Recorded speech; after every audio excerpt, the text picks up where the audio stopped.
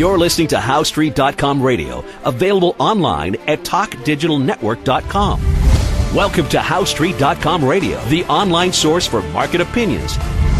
Here is Jim Goddard. My guest is Chris Vermeulen. His website is The Gold and Oil Guy. Welcome to the show, Chris. Hey, thanks for having me, Jim. What's happening with crude oil right now? Crude oil, it's been in quite the little struggle here the last roughly about a month here. We've seen we saw a bottoming formation, a double bottom or cup and handle formation that we've talked about over the last couple of months as this has kind of formed. And really in the last couple of weeks, we've seen the breakdown from that handle price dropping dramatically from roughly about $61 per barrel all the way down to $50 per barrel where it's floating today. And we've seen some pretty heavy volume. Now, the price that it's fallen down to is actually a really critical support zone. It's where a W formation bottom occurred in February to March. So it's sitting on top of a high volume support zone. So there's people accumulating it here.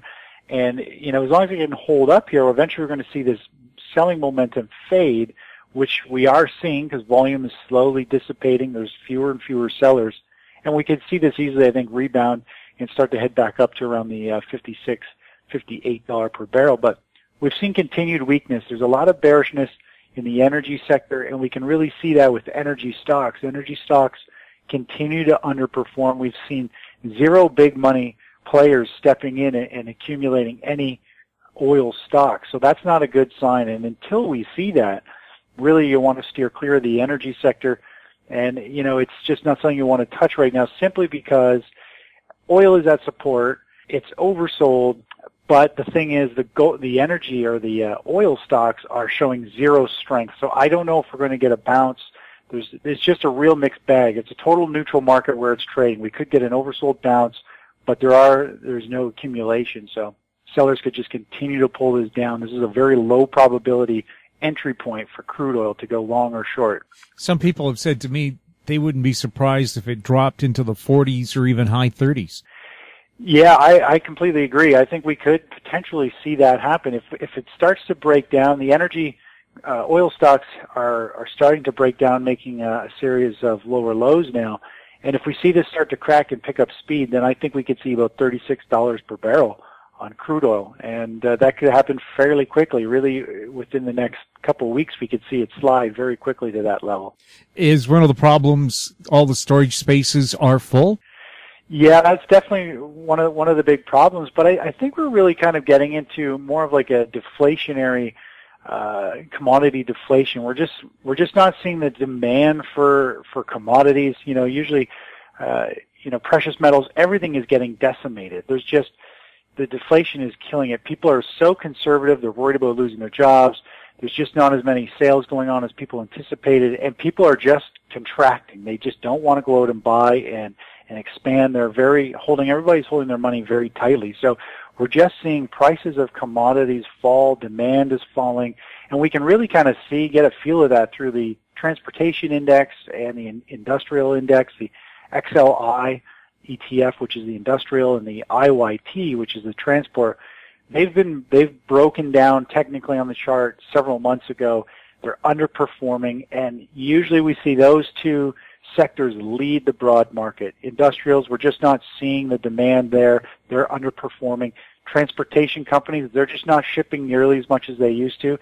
They're one of the first ones to really, pick up on things are slowing down. So things are winding down, and I think we could get into pretty deep deflation here and see prices get pulled down to an extreme over the next several months going forward. Is this a time to hold on to your cash and take a look for bargains in a few months?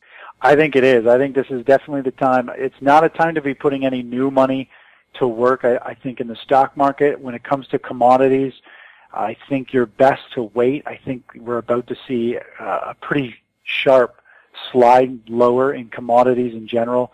I think what we're going to see is probably a very sharp slide that's going to pick up speed over the next few months, and we're going to probably see some type of V-shaped bottom. Things are just going to get so oversold to an extreme. We're going to see a rebound, and then we'll probably flatline, go sideways in pricing for commodities for quite some time as kind of the world kind of staggers and tries to regroup. But I think we've got lower prices still in commodities to go.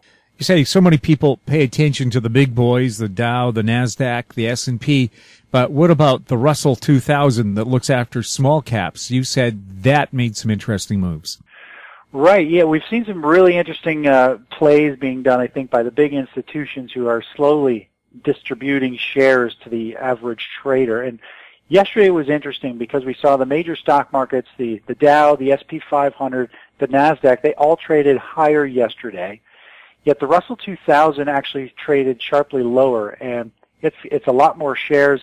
We saw actually heavy distribution in selling yesterday, meaning the equities closed higher, but we saw high volume selling, and it was disguised by the way they kind of sold it. So the average investor holding a handful of stocks, most investors like to hold a bunch of small cap stocks, like stocks that are in the Russell 2000, because they're nice speculative plays. You can get these big 20, 30, 50% moves in these stocks.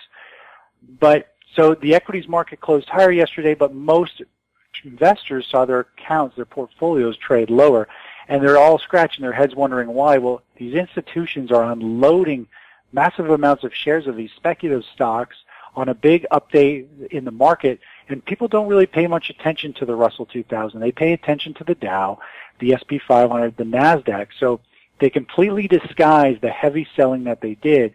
And we saw on the NYSE yesterday, we saw a ratio of about 3-to-1 of sellers, meaning for every time somebody hit the buy button, there was 3 people hitting the sell button. And it was completely under disguise, totally cloaked for the average investor to pick up on this. And of course, it foreshadowed what was going to happen today. Today, the market's open lower. They've been selling off all day, and we're getting some more of this, the big selling from these institutions driving prices back down to unload at these lofty prices. You sort of described it as dumb money continues to hit the market. Yeah, investors, they get greedy. Everybody is overly bullish to an extreme for the U.S. stock market, and dumb money just keeps piling in. It just keeps buying. And these big institutions love it. That's what they want. They let the equities market keep just touching to nominal new highs, because then it always hits headline news. Markets make a new high, and investors, continue to just put their money in every weekly paycheck, every monthly paycheck. And of course, these big institutions, they like that. But as soon as the markets hit these new highs, we see these sharp, heavy volume selling. Sometimes you don't even see it. It's under disguise, like what they did yesterday. And, they're just handing the bag over to the average investor, so they're holding all the shares, or a majority of the shares, when the prices drop. And the institutions are usually on the other side of that trade. They'll be usually net short, profit from falling prices. We'll have more with Chris Vermeulen right after this. More and more people are looking to the internet for intelligent, riveting, and thought-provoking interviews. To advertise on the Goddard Report and TalkDigitalNetwork.com, call 604-699-8600, 604-699-8600. Welcome back. We're speaking with Chris Vermeulen. His website is thegoldandoilguy.com.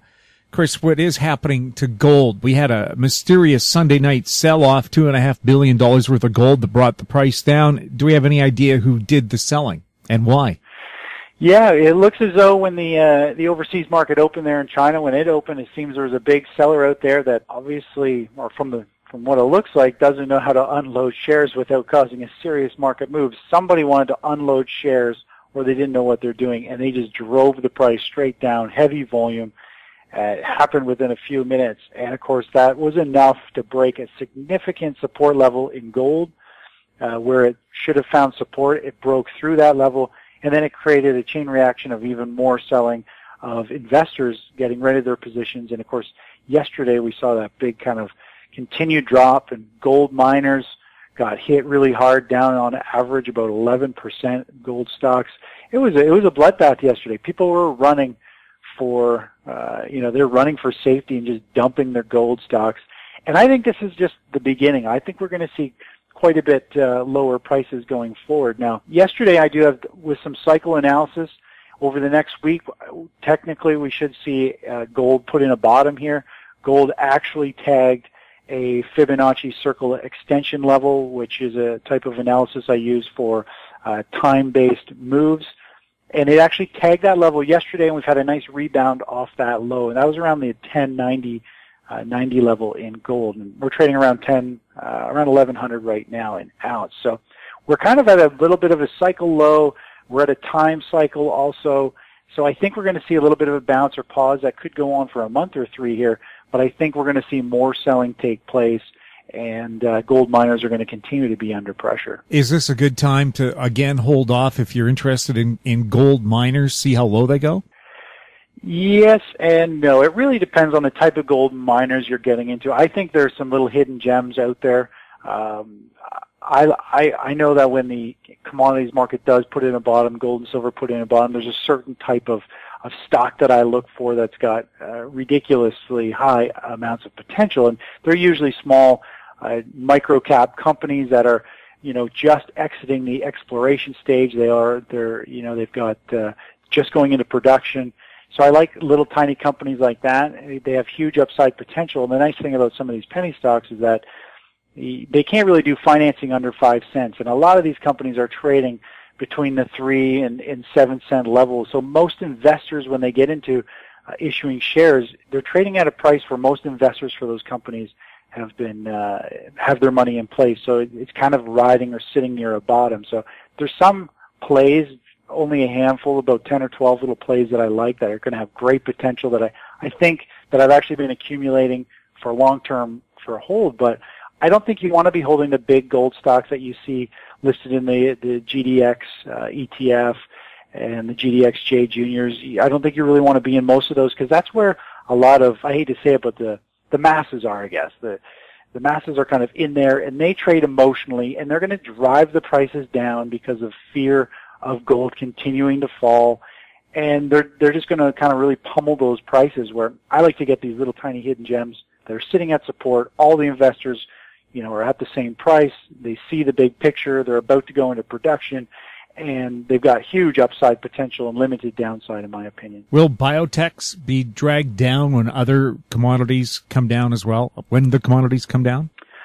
I think biotechs have been on a tear for quite a while. They've been just unbelievable rally. Like the IBB biotech ETF went from pretty much $75 a share to about $400 this week. It's unbelievable the tear that they've had. And if you look at the monthly chart of that, it has it's pretty much going parabolic. It's starting to go straight up. And in theory, what goes straight up usually comes straight back down. So that bubble could very easily burst, and when it starts to unwind, all the momentum traders who have been in here and been averaging up and building positions and making a fortune, those traders, once the momentum shifts, they will be bailing out, and usually those momentum traders are very fast and price comes down very quickly. So I think eventually that bubble will burst, especially when the equities market turns into a bear market. When a bear market starts, almost all stocks go down, and biotechs will definitely be taking a beating, I think, when the time comes. Well, we saw that with high-tech stocks back in 2000. Everybody thought, how could high-tech fail? Everything's going high-tech. Yeah, but they do. It's tough. It's easy when all the high-techs don't make a single dime. Once that momentum stalls out in the hype, look out below. And what about products where they don't have a lot of product, like Google? I mean, what are they selling you? Yeah, Google's got quite the package. They've got a lot of different things going for them, and they're really trying to get into creating new things. It's tough to tell what a lot of companies, how they make their money, the tech companies, because there are so many ways, and especially Google, it's endless, the different things that they have going on. Most people just see them as a search engine and search marketing company, but they got a lot of things outside the internet world, kind of more into the other tech stuff, but I don't follow Google too close. It's got a lot of different moving parts to it. Well, they do have the driverless car. Yes, which should be phenomenal. And I heard Uber, one of the ways they expect to get around all these regulations about are they a taxi service or not, is to just buy robot cars and put those on the road. So you don't have questions about the drivers and their qualifications. Yeah, exactly. It's things are going to be changing pretty drastically here in the next 5-10 years. It really is going to be amazing. A driverless car is going to be a game changer in the whole automotive and transportation industry. It is really going to And of course, rules and regulations are going to have to start to drastically change too, because they weren't designed for robots performing things that humans were supposed to do. So things will be changing, and it's going to be a big battle between technology and what's right and what's wrong, what can be done, what can't. Chris, anything else you wanted to add today? No, I think we kind of covered on some pretty key things. I think the commodities market in general is going to be under some serious pressure and picking up speed to the downside while the market kind of flushes out here and gets the rest of the investors out. Gold miners would be very cautious down at these levels. I think we could see another 10 or 15% drop in gold miners at this level.